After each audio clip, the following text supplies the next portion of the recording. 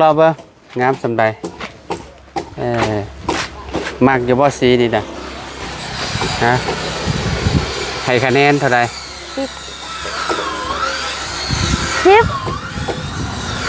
คะแนนเต็มเต็ม10ให้10บ่แล้วว่าเต็ม10ให้100มันก็100คือกันฮะ100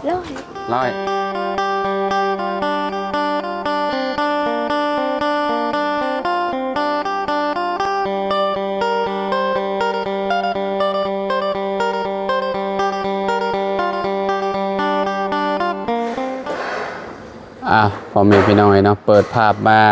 พอดีน้องแต่งจริงผลมาเนาะสบายดี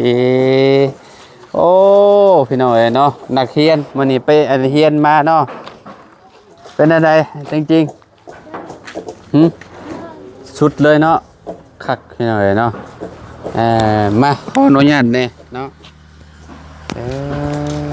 พวกบ่าวเพิ่งสบายดีเด้อสบายดียามแรงๆเนาะโดยคอยขับน้องแรงทางน้องเพิ่นกลับมาเนาะมื้อนี้เรียนจังวิชาเกาะละวิชาเดียวโดยมีอยู่2แบบฮะมีอยู่2แบบหัดแต่งกับเขียนถ้วยหัดแต่งกับหัดแต่งผ่านเรียบร้อยแล้วบ่มื้ออื่นเรียนยังอีกมื้อคณิตศาสตร์แล้วก็สิ่งแวดล้อมคณิตศาสตร์กับสิ่งแวดล้อมหมู่สุดท้ายสิ่งแวดล้อมนี่โลกอมตัวว่าบ่แม่นบ่มี3บ่มื้ออื่น2มื้อนี้24ที่เนาะบ่1มื้อนี้1มื้ออื่น2 3เนาะคือได้คะแนนแล้วบ่คะแนนออกมาแล้วบ่ยังยังบ่ออกมาบ่จะดีคือยังบ่เห็นมาไปกำลังใจเอาแสดงว่ากระเจ้าอยู่ห้องเดียวกันบ่ห้องเดียวกันจะดีกับดาวอนแล้วก็น้องไส้ห้องเดียวกันคอยกับเลี้ยงน้องไส้น่ะอยู่ห้อง5คอยอยู่ห้อง3เลี้ยงอยู่ห้อง4บ่มันมีอยู่6ห้องมีอยู่6ห้องเจ้าอยู่กับน้องเลี้ยงบ่อยู่คนเดียวคนละห้องคอยอยู่ห้อง3เรียนอยู่ห้อง4ดาวอนได้ซะดาวอนอยู่ห้อง5กับน้องไส้น้องไส้แล้วก็เจดีอยู่ห้อง5เอาน้องไส้มื้อนี้เราก็มาคือกันเนาะมาเพราะว่าจบป .5 ปีนี้พี่น้องต้องมาเซ็งขึ้นม .1 เนาะโอ้สุดยอดแล้วซะเนาะผ่านเรียบร้อยแล้วล่ะว่านี่จะเพิ่นพากันไปทางใดพี่น้องเอ้ยน้องเลี้ยงกันมานำกันแล้วตอนจับไปตอนเช้าเจ้าเห็นบ่เพิ่นทาสีบ่เห็นยังบ่มาค่อยออกก่อนไผค่อยไปตอนไปแต่จังโมง6 โมงยังบ่เห็นนั่นทีมสร้างมาเลยตอนเพิ่นทาเจ้าเห็นทาจะมองได้เอาฮะตอนเพิ่นทาสีเพิ่นทาอยู่ไสเมื่อวานนี้นะเขาทาสีเครื่องนี้เขาทายังบ่ทันแล้วสีอันนี้น่ะบัดมาบัดนี้คนละแล้วแต่อันนี้เจ้าก็ยังบ่ได้นั่นเนาะให้เราเลยเนาะรอเบิ่งงามสำใดมักอยู่บ่สีนี่นะฮะให้คะแนนเท่าใด10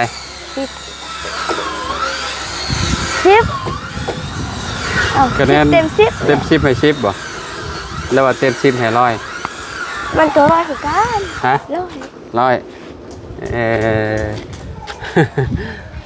ขัดอยู่ได้เนาะ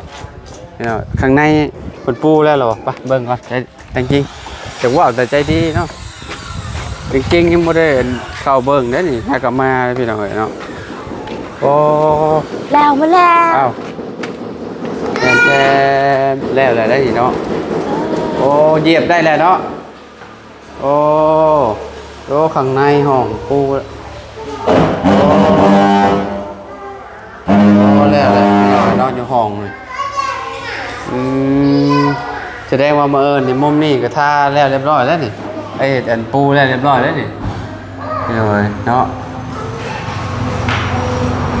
ห้องนี่เป็นห้องน้องเพิ่นเนาะห้องจริงๆเพิ่นเป็นอะไรเนาะเฮ็ดยังนะสาวี ทำความสะอาด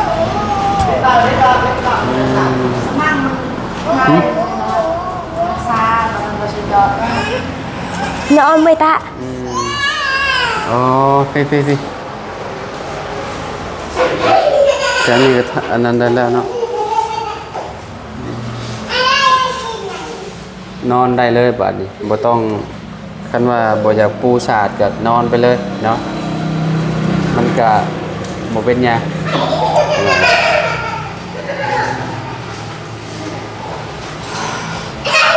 งามมาสีนี่แล้วเนาะคือว่าเข้ากับตัวบ้านแล้วพี่น้องเอ้ย จับไปอยู่นี่เลยบ่ห้องนี่เลยบ่ก็เพื่อนคนนี้บ่ได้อันนั้นเลยพี่น้องบ่ได้อันนั้นเลยบ่ได้ตรงเลยที่เนี่ยมันใส่ยาแนวอยู่แล้วว่านี่ อันเนี้ย ต้องทายาแนวแล้วก็หลบโต๊ะนี่มันเนาะใส่ยาแนว ยังแนวอีก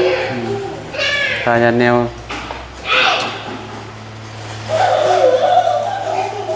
เป็นใดเจ้าของบ้านโอเคอยู่เนาะงามอยู่เนาะแม่งยัง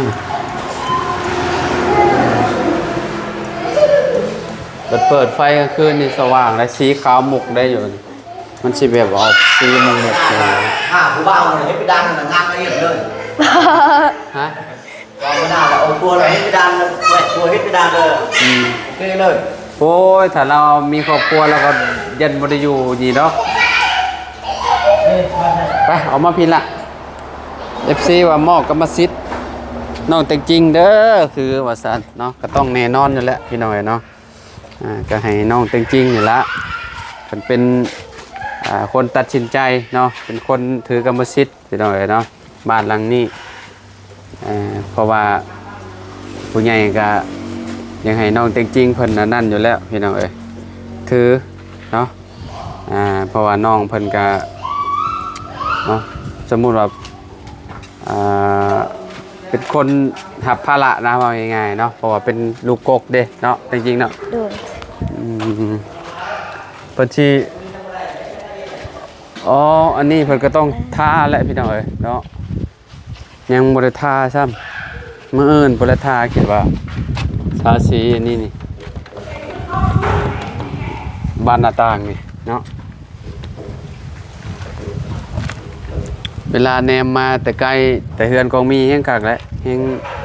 งามพี่น้องเอ้ยเจอแสงแดดอ่อนๆนะเวลาเฮาแนมเข้ามาแหละสีนี่มันสีสว่างนะ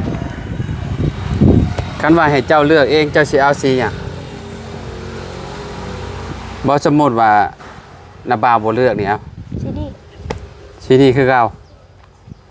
มันงาม ฮะ งาม งามเนาะ เนาะ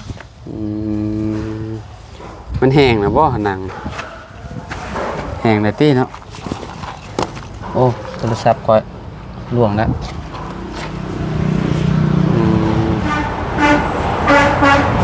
อ๋อเป็นหมักสีนี่คือเก่าติก็ต้องมีสีให้เลือกเนาะขอว่ายันเจ้าเลือกสีชมพูเหรอจ๊ะ โอ้ข่อยบ่มักข่อยบ่ สีชมพู ข่อยบ่มักสีชมพู สีชมพูสีตรงกล้วยอ่อนสีอันเขียวเนาะโมมากโมสีเขียวสีเขียวแบบโทนนั้นที่มันนั่นน่ะเด้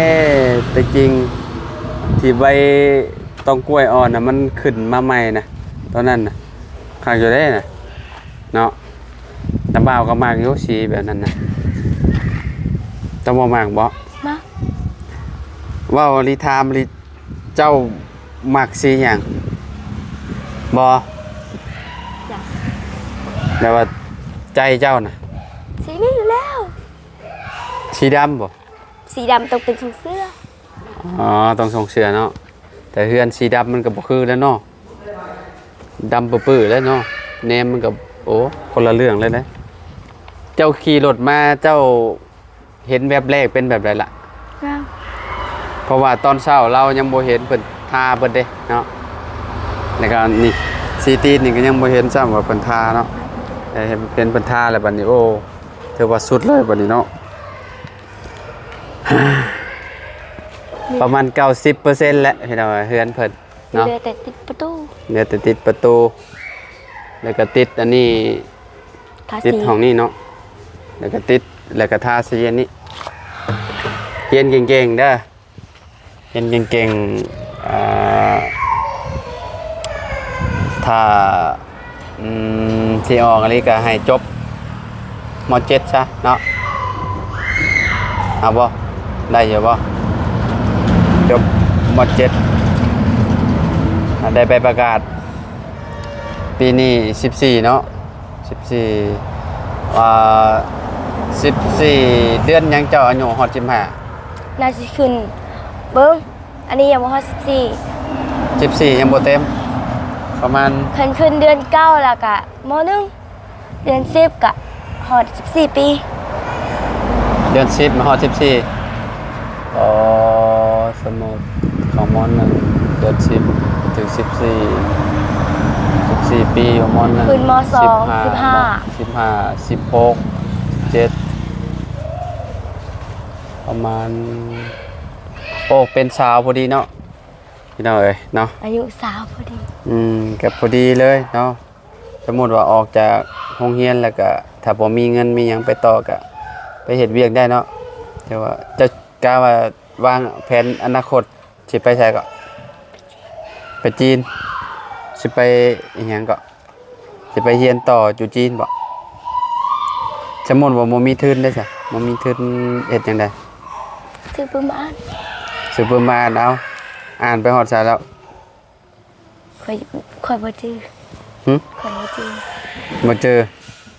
เอาที่ว่าเจ้าเรียนมาเจ้าได้หยังแน่ซะ นับเลข นำเลขจีนน่ะบ่ บ่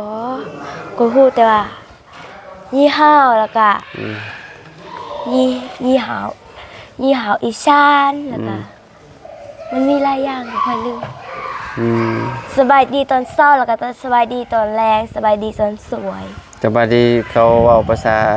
จีนแบบใด ยี่ห้าว นี่ฮาว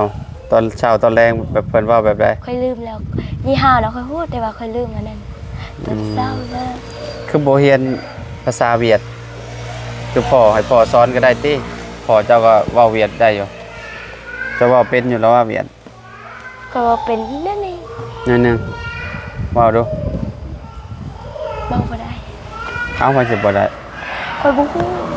ฮะได้อยู่แล้ววะ บ่ฮู้ คิดว่าเจ้าต้องได้นะพ่อเราเว้าภาษาเวียดเป็นได้พี่น้องเนาะแบบว่าสื่อสารกัน เราบ่ได้ เพราะ บอ ว่าก เราลูกครึ่งเวียดได้เนาะ เราบ่ได้สอนแต่น้อยดิเราสอนแต่ภาษา ต้อง ลาว คือบทสอนแต่น้อยๆเนาะสอนให้หนูว่าเนาะ สอนแต่น้อยแล้ว บาดเคยเว้าเฮ้ยน้ำมูเด้ก็เว้าภาษา เอาให้เว้าได้ภาษาลาวและภาษาเวียดเด้ คันสอนภาษาลาวเลยค่ะภาษาลาวเลยคันสอนภาษาเวียดกับภาษาเวียดเลย โอ้มันต้องแบ่งสอนน้ำแหละนะบ่าวอ่ะบัดใหญ่เฮามาเฮาใหญ่มาแล้วมันอันนั้นบ่ได้บัดเว้าบ่ได้บัดเว้าแล้วเว้ายากบัดนี่ภาษาเวียดได้ลุงตามหาจริงๆบ่ ตามมาแล้วเดี๋ยวท่านมา เด้อสบายดี มา เด้ แต่ อ 3 โมง ล้มกับน้องเพิ่นก่อนจักเล็กจักน้อยเนาะ นาทีที่เชือกเว้ย บ่ติดมันแห้งแล้วเนาะอ่า โอ้ ชุดเนาะ ชุดแล้วสีมงกุฎ งามบ่ลุง งามพักแล้วพี่น้องชุดแล้ว จักสิหาจากไสได้เนาะ โอ้ย สำนี้ก็ถือว่าแบบ เป็นหนวดยังมีปัญญาอยู่ สุดยอดแล้วพี่น้องขนาดเฮือนเจ้าของก็ยังบ่ได้งามสำนี้ โอ้ย เนาะ เป็นเจ้าของยังสีดอนแบบไหน อืม มือปัดสิพุ่นออก เออก วดดอนคืออัน เฮือนจริงๆถือว่าสุดยอดแล้วเนาะโชคดีแล้ว ก็ถือว่า ตั้งแต่ อ่า ทีมงานสร้างมานี่ก็มีจากหลังคาเฮือนเหรอที่แบบหลังใหญ่ที่ประมาณเกิน1 ให้ 2 แม่น เนาะ เฮือนสาวแต๋วก็ประมาณนี้บ่ โอ้ยบ่ได้คนละนั่นกันนิดหน่อย บ่ได้ใหญ่ปานนั้นเนาะ โอ้ย สาวแต๋ว มันคนละทรงกันจาน อืม คนละอะไรกันอันนี้มัน งามเลยพี่น้องเนาะ ลุง เฮ็ด ลุงลองดาวเบิ่งว่า ฮ็ด ข่อยเรียนจากวิชามี วันนี้ป่ะ อืม 3 วิชา บ่ได้เรียนซ้ บริเฮียน ไปอยู่ซื่อๆนะ ไป นี่ ชื่อมาก่อน ำมันมีวีซ่าเดียวซื่อ วิชาเดี๋ยววิชาเด็กศาสตร์วิชาภาษาลาว ๆภาษาลาว ภาษาลาว ฮัดแตงบ่ บ่บัดนี่น่ะอันพ้นออกตอนใดบัดนี้ ยังบ่ฮู้ น่าสิประมาณ มันมี ใกล้ อยู่วิ สิ ชา เข้าโรงเรียนพุ่นเนาะ วีซ่า เพราะ เดีย ว่าว ได้ประกาศ แต่ว่า ข้อหาเนี่ย ฮัดแตงแล้วก็ตอบคำถามแล้วก็เขียนถ้วย บ่ เมินนี่คณิตศาสตร์ก็ ส บ่ อง อม วี ตัว ซ่า กับสิ่งแวดล้อมเมินเนาะจบเนาะ จุ คณิตศาสตร์นี่ สิ่งแวดล้อมบ่ต้องย่านว่าบ่ได้ เป็นน่ะ ค่อยฮู้ บ่ เออเอามีหยังเนี่ยอ่ะเลี้ยงมันนี่ถามแหน่จักบาทเร็ว สิ่งแวดล้อม ๆ เดี๋ยว สบายดีล่ะเป็นใดเซ็งมื้อนี้ได้อยู่บ่สองสาวใกล้ๆกัน เดี๋ยว เอ ขอดูด้วยกัน อโดยไว้พ่อกันลุงได้อยู่บ่ฮะได้อยู่บ่ นี่แหละนี่เอาอันนี้แหละเลี้ยงถ่ายตอนสิเซ็งนะ ถ่ายแบบใดถ่ายแบบใด นี่ตอนสอบเซ็งมาเขียนโซ่ ไม่ใช่ไอ้ตัวหนัง ค่อย สือ ว่า จะ สิ บ่ เขีย นี่ น นะ โซ่คือกันแต่ว่าค่อยเขียนบ่ได้ ตัวหนังสือโรงเรียนเบิกก่อนนะงามสำหรับ ค่อยขี้ลายนี่ค่อยลึบโซ่มิกบ่ได้ลายหนึงมื้ออื่นค่อยสิเขียนโซ่ลงมืออีกบัดนี้ โอ้งามเนาะตัวหนังสือแล้วเนาะมื้ออื่นค่อยสิเขียนโซ่ เกี่ยไม่ใช่อันพ้นสอบเนาะเนี่ยเนาะไม่ใช่เขียนอ่านวันใดนี่ โรงเรียน โรงเรียนประถม แม่นล่ะค่อยก็เขียน โรงเรียนประถมคอยอยู่บ้านกรับบ่ บาสกีพิน แต่เมือง สร้างขึ้นได้กว่าสร้างขึ้นได้20กว่าปีแล้ว เพิ่นให้เขียนประวัติ โรงเรียนแห่ บ่ให้เขียนประวัติโรงเรียนที่ชุมเจ้าเรียนบ่ เราอ่านเลย อ๋อ โรงเรียนแห่งนี้ มีหยังแน่ ไปหมด มี ลักษณะมันเป็นแบบใด อ๋อแบบนั้นเนาะ ประตูแล้วก็หัว ตอนนี้น่ะ กำแพง พ้นอันกวดยังบ่ออกบ่ต้องมาเอิ้นบ่ บูฮู้เขายังบ่ได้บอกเด้ กล้าว่าสิได้ขึ้นอยู่บ่2คนได้อยู่เนาะ ว่าเขาแค่ได้แล้ววีซ่าบาสลาวให้ผ่านเลยค่อยผ่านเขียนถ้วย ผ่านเรียบร้อย2คนนี่ผ่านอยู่แล้ว แต่บ่ฮู้ว่าใจดีเป็นจังไดเนาะ จีดีกับยังออน ใจดีกับดาวอนบ่ฮู้ว่าเป็นจังไดแต่เบิ่ง2สาวเพิ่นนี่คือสิภาษาลาวเฮานี่คือสิง่ายอยู่ภาษาไทยบ่เพิ่นน้องเพิ่นอ่านได้อยู่แล้ว มื้อนะคอยสิแก้เลขน่ะ แก้เลขอันใดสิง่ายก่อน อันใดสิยากปะลำหลัง อืมแปลว่าเลขที่เฮาสิไปสอบเชิงนี่เพิ่นเฮ็ดเกี่ยวกับเลขหยังให้ เลขคูณและเลขหารแล้วก็ กับเลขห้า ภูปที่มันเป็นสีแจ้แล้วก็พื้นคูณรวงยาว อ๋อได้เบิดอยู่แล้วว่า บ่ได้ บ่ได้เห็นได้บัดนี้ บ่แก้ ให้ได้เบียดให้แก้เฮา แก้อันใดที่มันฮู้ก่อน อัน บัด ใด นี้ ที่ บัด ยาก นี้ น่ะ บัดนี้ แก้ อาจารย์เพิ่นสิอธิบายให้บ่อืม เขียนรถแล้วอาจารย์อธิบายให้ อืม อธิบายให้ ใครเนี่ยแต่มันใกล้เนาะแบบว่าเฮาไปเซ็งแล้วเฮาบ่ได้นอนเนาะมื้อนี่ไปก็สิค่ำประมาณส่ำนี้บ่มาประมาณนั้นมื้อสุดท้าย มื้อสุดท้าย ตื่นเต้นบ่ แต่ขอแต่เช้าเนี่ยเขาห้องสอบครั้งแรกคอยบ่ตื่นเต้น แบบว่าแบบก็ธรรมดา เลย โยก็เปิดดา มาตอนแรกนี่ อ่า คอยตื่นเต้น ได้เจอหมู่หลายบ่ 2 คน เรื่องแล้วบ่หมู่หญิงหรือผู้ชายหมู่หญิง เรียน หมู่บ้านใด เขาที่อ่านก็อยู่เกรด1อ่านไหวจบเนาะ ฮะเจ้าเด้ได้พ่อหมู่อยู่ เที่ย บ่ วล่ะ คนเดียวกันกัน คอย2 อยู่บ้านดงใหญ่ คอยน่ะบ้านสร้างกับบ้านดงใหญ่กับผู้ อื นี้ มเป็นหยังต้องเขียนใส่มุมนี้ ว่าให้เขาเขียน ซื้อเฮียนบ่ นางเขียน นางเฮียนอันนี้น้อง เลี้ยงมีใส่ น้อง คอย เฮียน น่ะคอยหาซื้อคอยบ่เห็นบัดคอยหาอีกของหนึงคอยเห็นหาเราซ้ แม่นเพิ่นซื้อเขา ซื้ออันนี้น้องเลี้ยงเขียนผิดต่อหอเฮือน ต่อหอหามั มันใส่ต้องหอหาแล้วก็ใส่ไม่โท ซื้อเฮียนเจ้าซื้อเฮียนบ่แม่นเฮียนบ่ เขียน เขียน เฮียน เขียน เฮียนในภาษาเวียดบ่อ๋อ หัวเป็นภาษาเวียด เด้อ เขียนเป็นภาษาลาว ได้ สารา แต่จริงเป็นชื่อลิน ๆอืมแต่งจริงได้งามเนาะซื้อแต่งจริงแต่งไทยเนาะ แต่จริงน่ะคอยซื้อแตงกวา อันนี้ซื้อเรียง แม่เฒ่าเลี้ยงมา มีบ่มีชื่อแท้บ่บ่มีบ่โอ้มีแต่ชื่อนี่เลยบ่อืม มาเลี้ยงคือแบ่งกันเถอะบ่คือ โดย ค่อยสิแบ่งให้น้องเลี้ยงซื้อค่อยเอาบ่ค่อยสิให้เจ้านางหัว เอาหัวบ่ เบา บ่มักบ่ ซื้อเก่า เอาขอให้เนาะได้เกรดที่หนึ่งเด้อสองสาวเด้อน้องแต่งจริงกับน้องเลี้ยงเด้อ ที่โซค่อยว่า ฮะ ค่อยบ่เก่งในห้อง ไผเก่งกว่าหมู่เนาะ คนในห้องเบอร์3น่ะบักลาเป็นคนเก่งนะ เพิ่นเวลาเฮาเข้าห้องเพิ่นกวดเดี๋ยวบ่ให้เอาหยังเข้าไป แบบใดบ่ให้เอาหยังเข้าไป โทรศัพท์ โทรศัพท์แล้วก็เครื่องคิดเลขบ่ บิ๊กเด็ก มีแดงบ่ให้เอาเข้าไปเครื่องคิดเลขนี่ก็ ก สำ ระ คัญนะ เป๋า เพิ่นบ่ให้เข้า แล้ว ไป ก็เสื้อขนยาวเขาบ่ให้เอาเข้าเปิด อืม มันมีข้อห้ามดิแล้วก็มื้ออื่นน่ะคันไผบ่มาตรงเวลากะอยู่ข้างนอกบ่ได้เข้าเซ็ง ได้ระวังเด้อห้ามเหตุผิดกฎเพิ่นเนาะ กดบักลายไฟ แต่ละคนเนาะ ให้ป้าใช้โมงกัน 6โมงให้เป่าครับให้ เพิ่น เป่า เพิ่น ก่อน ให้ แล้ว เพิ่นให้เข้าห้องสอบตอนจังโมง ฮะ ต เขา อน สอบ 8โมงบ่ เขาสอบตอนที่เขาสอบน่ะ8โมง 8โมงเนาะ อันนั้นเท่าไหร่วะ9 โมง 9โมง 9โมงออก 10โมง10โมง10โมง31 38ประมาณ38ออก บ่ได้ไปหาลอกข้อสอบนำหมู่หรอว่า บ่หมู่แหละตอนแรกนี่เราก็ลอกการบ้านกับค่อย แน่นอน ห ต้องมี มู่ได้แล้วก็ล ต้อ อง ก มี น่ะ เด้พี่น้องเอ้ยเนาะ ค่อยเขียนบักไว้นึงน่ะ อืม คนบ้านซันน่ะสร้างนำน่ะเราว่าเบิ่งได้พว ห้อก งหนึงมีจักคน ห้องค่อยน่ะมีอยู่18คน 88 18คน อ๋อ18 คนแล้วว่า88 คน มันก็ เอา เลย 18เนาะเออบ างคน ได้ ก็อยู่คนเดียวบางคนก็อยู่2คน ๆต้องเรียนเบิ่งเศร้าๆเนาะ มื้ออื่นจัก เบิ่ง สิ เศร้าๆจะได้บ่ว่า อยู่เอาแต่ บ่ได้เศร้าหรอกว่ามื้ออื่นจักผู้ใดสิถึงโต๊ะค่อย โอเคจังได้ก็ขอให้เนาะเซ็งได้เนาะได้ขึ้นห้องเด้อถ้ารุ่นนำกันบ่แล้วเดือน9บ่แล้วเปิดเทอมใหม่เนาะ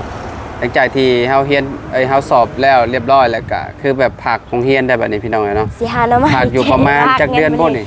ประมาณ3เดือนเนาะ 3 เดือน 3เดือน เต็ เต็ ม มพี่น้องเนาะป๊อ พอดีเลยเดือน8สิไปหาหน่อไม้ มีเวลาไปหาน้ำมงหน่อไม้ขายได้เลยบัดนี้เนาะไปหารับจ้างได้เลยบัดนี้เนาะแม่นแล้วว่ะ ช่วงหยุดพักเฮียนตะเก่าซุมเจ้าไปเห็นหยัง ไป จ้ะ หาหน่อไม้ หาหน่อไม้เนาะ ขาย โอเคถ้าลุยนำกันซะเนาะเอาอยู่ดีมีเองพี่น้องพบพ่อกันเนาะสบายดีเด้อทั้งสองสาวเด้อเฮียนเก่งๆเด้อเอาพี่น้องเอ้ยเนาะพอกันเนาะคลิปไหนเด้อพี่น้องขอบคุณหลายๆเด้อที่ติดตามเด้อพี่น้องเด้อเนาะมื้อนี้เนาะถามน้องๆเพิ่นพี่น้องเอ้ยเนาะถามน้องเลี้ยงน้องแต่งจริงเนาะประมาณนี้แหละพี่น้องเอาอยู่ดีมีแฮงพบพ่อกันคลิปไหนเด้อสำหรับคลิปนี้ไปแล้วพอกันใหม่สบายดี